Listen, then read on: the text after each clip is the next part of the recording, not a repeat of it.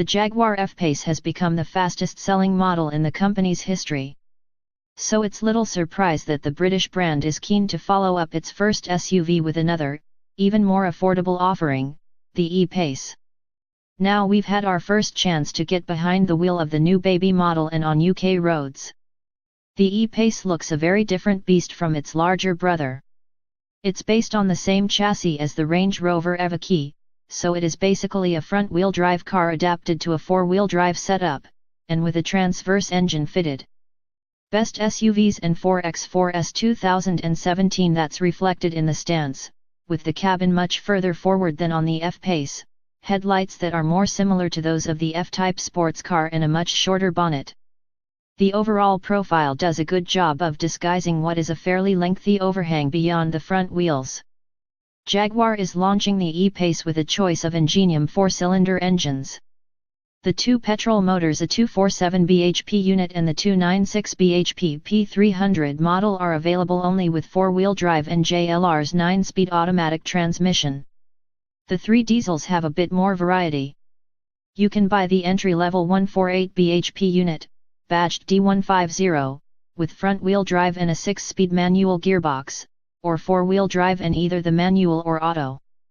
The mid-spec 178 bhp version, D180, we're testing here is four-wheel drive only, but again you can choose either manual or automatic boxes, while the most powerful diesel, the 237 bhp D240 twin-turbo, is four-wheel drive and automatic only. Most of the diesel engines emit less than 150 g/km of CO2, and the most efficient, the front-drive, manual D150, on 17-inch wheels manages to get down to 124 g/km. As with the Evoque, no 6-cylinder engines are available. Nor is there any realistic prospect of a plug-in hybrid version being introduced anytime soon. There are two model ranges, regular, called Core by Jaguar insiders, and R Dynamic, which gets body-colored door cladding, a different front bumper design, front fog lights and twin tailpipes, and then a lineup of 4 trim levels within each. Entry-level editions get a heated windscreen and heated door mirrors as standard, plus 17-inch alloys, dual-zone climate control, and front and rear parking sensors and a rear-view camera. Step up to S trim and you switch to 18-inch wheels and add features including electric folding door mirrors with puddle lights, electric adjustment on the front seats, leather upholstery, and navigation. SE's additional features include LED headlights with auto high beam assist, 19-inch wheels, a Wi-Fi hotspot and adaptive cruise control with Q Assist. Then there's House, which brings 20-inch wheels, 18-way adjustment on the front seats, higher quality Windsor leather upholstery, a digital instrument panel and gesture control for the powered tailgate. Prices are roughly in line with those of the competition, which includes the Mercedes GLA and GLC, Audi's Q3 and the BMW X1 and X3. The cheapest E-Pace is that lean diesel, which starts at less than £29,000. An House with the mid-spec diesel engine like we're driving today is just over £42,000, while the first edition, featuring the lower power P250 petrol and on sale for the first year of the E-Pace's life, manages to nudge £50,000. The last of those choices is one for ultra-keen early adopters only. Jag's first finance figures are just coming through, but as a rough guide, the D180 House is a few pounds per month cheaper than a BMW X3. You'd have to step down the E-Pace range to get close to matching the monthly payments on an X1, though. The key question, really, is whether the engineers have managed to turn what is inherently a front-wheel drive SUV into something that still feels like a Jaguar. The answer is that they have. Just. This is to say that the E-Pace isn't the last word in driver engagement or agility, but that it does deliver more of those qualities than is the norm for a small SUV. While the Evoque has an independent front subframe, the E-Pace setup is fixed to the chassis, and this does give the two cars a different feel.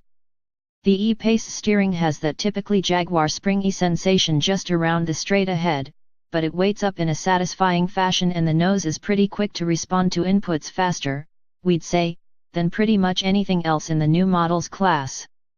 Crucially, it backs up this eagerness by staying impressively flat and composed, and if you need to switch direction quickly, the E-Pace won't complain about that, either. You soon learn to have confidence in what's going on beneath you, and it becomes quite enjoyable to thread it down a B-road more so than it would be in, say, a Q3 or an X1. Best Family Cars 2017. We're less convinced on whether the E-Pace manages to feel like a rear-wheel drive Jaguar.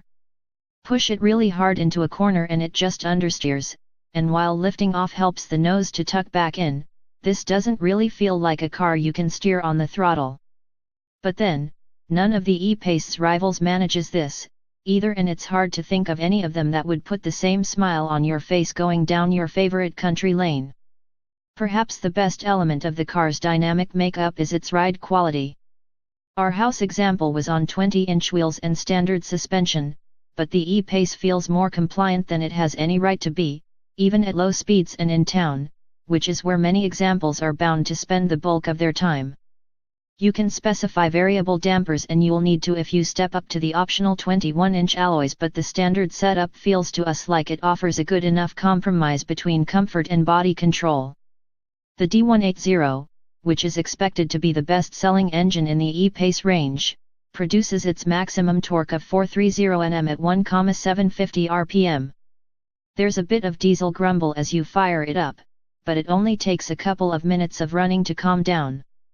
Rev it hard thereafter and you'll be reminded which fuel type you're using, but in truth, there's so much performance available between 1,750 rpm and 3,000 rpm that you'll rarely need to go beyond that range. Jaguar's implementation of the ZF 9-speed automatic gearbox can get caught out very occasionally if you come to a halt at a junction and want to move away again swiftly, for example, but in the most part it's an easy transmission to get along with. It's worth noting, though, that you'll need to stump up for an R-Dynamic variant if you want the gearshift paddles behind the steering wheel. Core Auto models make do with the gear stick for manual mode. At a motorway cruise, the Ingenium engine is sitting happily at just below 2,000 rpm, and you simply won't hear it at that point. You're more likely to become aware of a bit of wind rush around the side mirrors, or, more noticeably, tire roar. This makes us think that an SE model on 19-inch rims could be an even sweeter compromise than the house on 20-inch wheels on rolling refinement as well as price and value. The cabin doesn't do much wrong, but while there are little elements to make you smile, such as the cub motif in the windscreen surround, you have to look pretty hard to find them. The overall effect is smart enough, with cleverly positioned stretches of double stitching and leather to make you feel like you're in a premium product.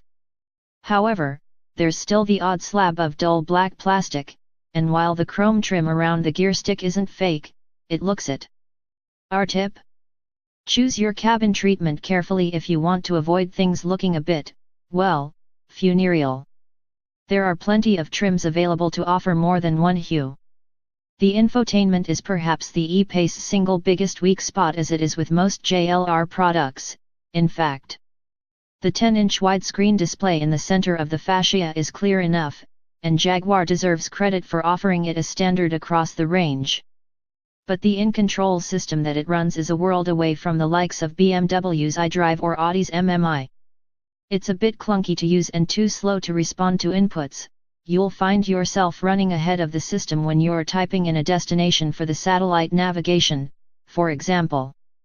There are a couple of well-placed USB sockets between the front seats, but smartphone integration is via JLR's own software, which is to say that it's not that well integrated at all. And there's no scope to bypass it all and just use Android Auto or Apple CarPlay, because neither of these services is offered. That's a crime on a premium SUV when they're standard on plenty of super minis. The interior packaging is much harder to fault. You'll be able to fit 4 hefty 6-footers in there for a long journey without any problem, and the rear seat occupants won't complain about headroom, even if the panoramic glass roof is installed. There are plenty of useful cubbyholes and deep door pockets for storage, and the central bin between the front seats is enormous. At more than 8 liters, it has enough capacity for 4 large water bottles.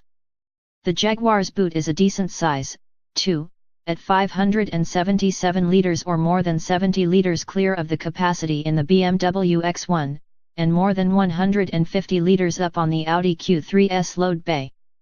The German offerings trump the Jag on outright load space, however, with the rear seats lowered, the E-Pace provides 1,234 liters compared with 1,550 liters for the X1 and 1,325 liters in the Q3.